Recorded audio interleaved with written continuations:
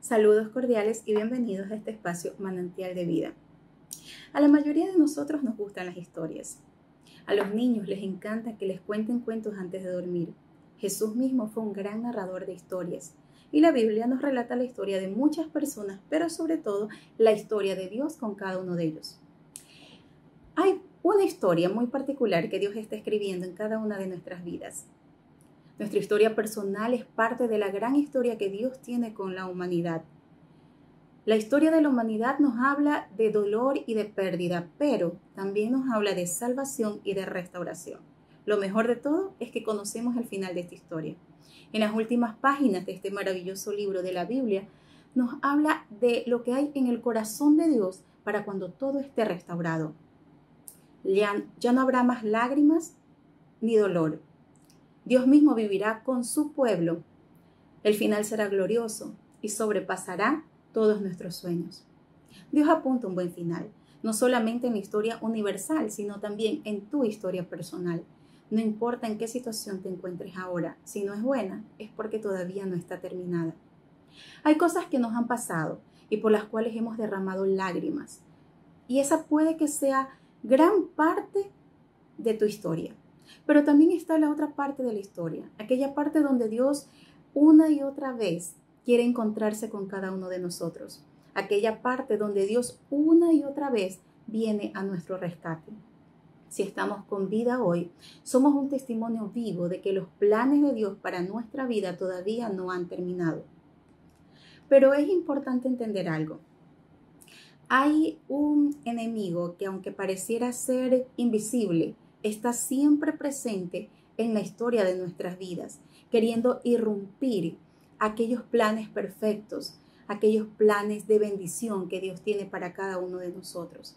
Es por esto que el día de hoy vamos a iniciar una serie de estudios acerca de la armadura de Dios. ¿Qué es la armadura de Dios y por qué la necesitamos en nuestra vida? Pero para entender por qué necesitamos la armadura de Dios en nuestra vida, debemos primero identificar al enemigo de nuestras almas. Muchas veces no lo vemos. Muchas veces este enemigo no nos deja ver la historia de salvación y bondad de Dios para nuestras vidas. Y aunque parece muchas veces invisible, el enemigo no es una ficción. Las cosas más problemáticas de tu vida, las cosas que percibes con tus 5 sentidos, no son el verdadero problema. Aunque puedes estar luchando ahora mismo de manera verbal, física, económica, emocional, incluso con algo o con alguien, ese no es el verdadero problema. Estás perdiendo un tiempo precioso y la energía que necesitas reservar para el verdadero culpable. Todo lo que sucede en el mundo visible y físico está directamente ligado, unido al mundo invisible y espiritual. Esto lo dice la Biblia en el libro de Efesios capítulo 6, versículo 12. Porque no tenemos lucha contra gente que es como nosotros, sino contra espíritus malvados que actúan en el cielo. Ellos imponen su autoridad y su poder en este mundo actual.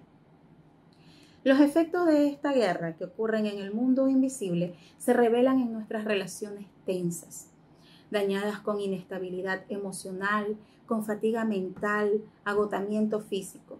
Muchos de nosotros nos sentimos atrapados por el enojo, la ira, el orgullo, las comparaciones, la inseguridad, la discordia, el miedo, la falta de perdón, las raíces de amargura y la lista es larga y sigue. Pero el enemigo más grave y más grande y al que tenemos que identificar es el enemigo de nuestras almas. Ser creyente no nos da inmunidad contra estos ataques fuertes del enemigo, pero sí nos da acceso al poder de la fuerza del Padre. Recuerda que no es con tus fuerzas, no se trata de quién eres tú, sino con quién estás tú. El poder del Padre te defiende y revierte el daño que te han hecho. La clave es darte cuenta que estás conectado con una fuerza espiritual más grande y más poderosa de la que te está atacando. Hay dos errores comunes que cometemos acerca de nuestra creencia de Satanás. Número 1, lo sobreestimamos, viviendo con una perspectiva agrandada y errónea de su influencia. Y como resultado, estamos llenos de miedo y de ansiedad. Pero el lado opuesto es cuando lo desestimamos, cuando no entendemos el impacto que tiene Satanás, la influencia que tiene Satanás en nuestras vidas.